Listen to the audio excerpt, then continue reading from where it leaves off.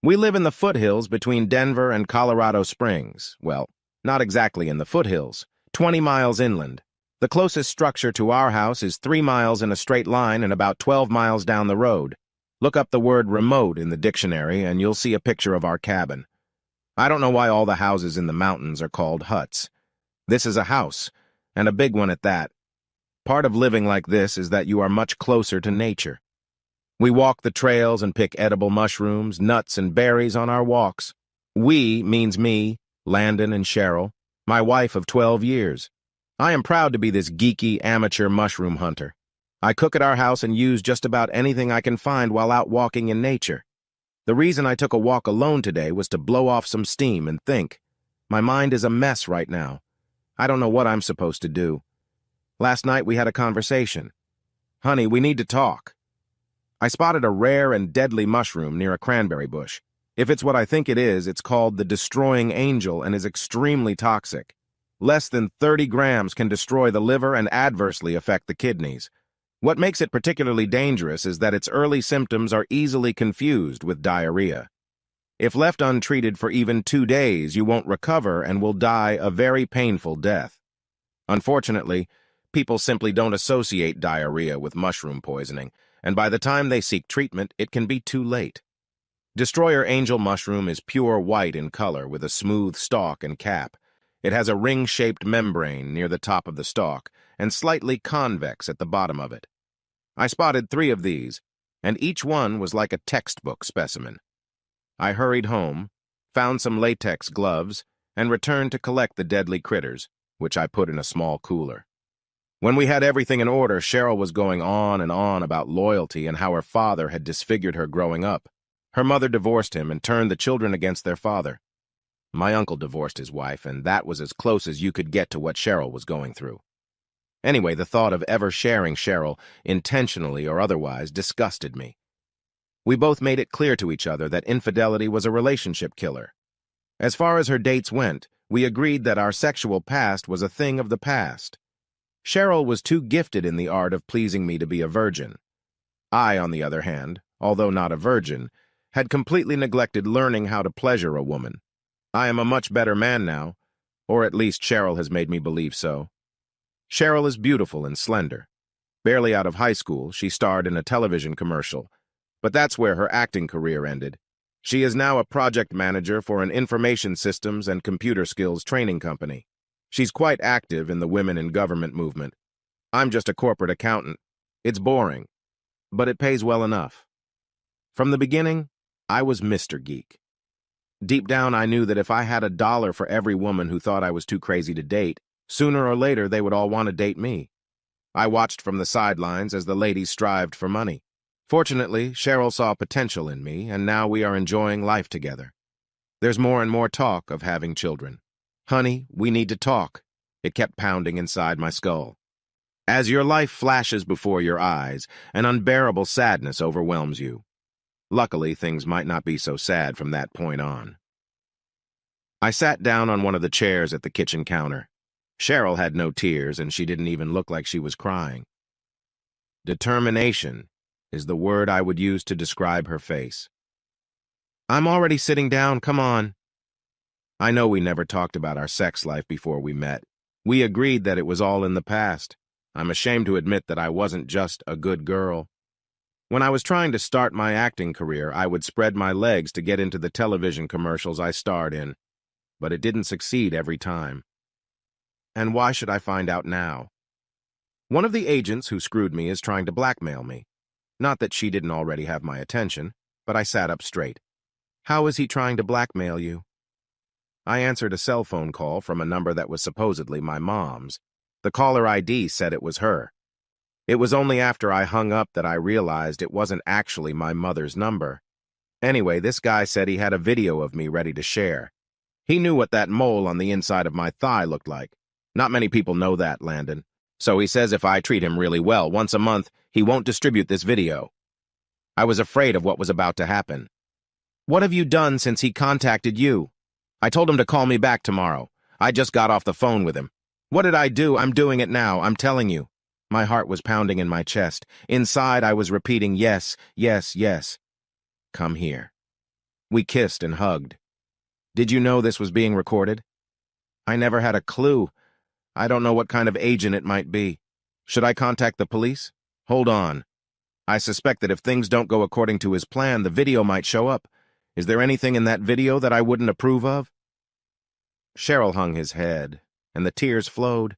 Inside, my speech changed to shit. Shit. Shit. There were 2 guys I had sex with and some other stuff. She said I drank shot after shot until I was so drunk I couldn't continue the affair. The only thing we agreed on was that when he called tomorrow, she would tell them that I wanted to see them when they were together. It was the furthest thing from the truth, but we agreed that we would have more time to put an end to this threat. I took the day off and went out for a walk in nature. I came back with my little cooler filled with deadly angels. Cheryl came home from work. He called again today. Did he agree to let me watch? More to the point. He said that if my wimpy husband wanted to learn how to have me, he'd be more than happy to comply.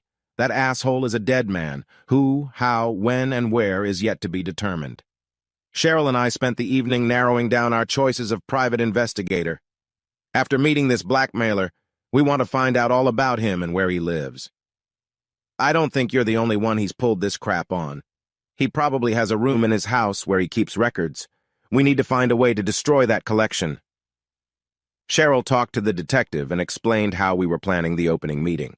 Our intention was to give the detective a chance to work. Thinking about what I could do and still stay out of jail, I devised a plan. Finding these mushrooms was pure chance. Normally, I would turn them in to the Colorado Mycological Society, where a mushroom expert would confirm their toxicity. Usually. Cheryl, when the black man calls tomorrow, invite him over for dinner Friday night. We can use the picnic tables at the campground by the highway. There's a grill there, and I can grill steaks. Trust me. Don't ask questions. Cheryl asked me a question. What are you up to that's so bad? Trust me. Just do it. Cheryl said it would take some persuasion, but the black man agreed to meet with us. He indicated that he would be accompanied by a bodyguard. I didn't care about that. It had been a long week waiting for Friday night. The detective was going to use the drone to record cars heading toward the campground. Once our blackmailer was isolated, he would follow them after they left. Cheryl and I were waiting at the grill grate when a pickup truck pulled up. When we arrived, I started burning charcoal and it turned bright red. Some muscular carbon-based life form climbed out of the driver's side and stopped by the pickup. He threw back his jacket to expose a holstered pistol. A typical-looking guy showed up from the passenger side. His sleek hair was gathered into a ponytail that came down just below his collar. A goatee, an earring in one ear, a bulky watch, and gold chains completed his elegant look. Cheryl whispered, "This is Orlando." "It's nice to see you again, Cheryl."